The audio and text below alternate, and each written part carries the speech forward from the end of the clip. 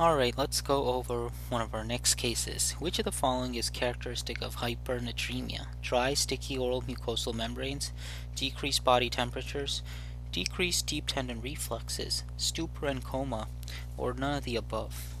Well, this talks about characteristics of hypernatremia, and it's important to understand the clinical manifestations. Hypernatremia is often associated with an extracellular fluid volume deficit when the volume lost has been hypotonic.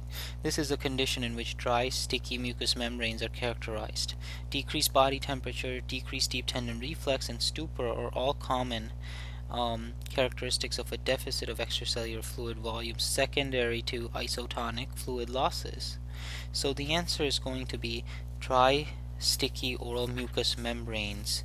Now let's move on to the next case here, and it talks about you're modifying a standard total parenteral nutrition solution for patients in renal failure, and all of the following should be eliminated or given in reduced quantities except total volume, potassium, magnesium, phosphate, or calcium.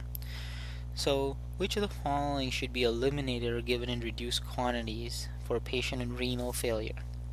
The answer is going to be calcium.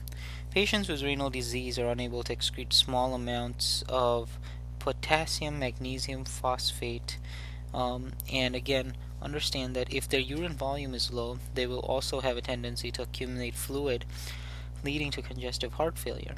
Hyperkalemia is characterized by a decreased myocardial activity.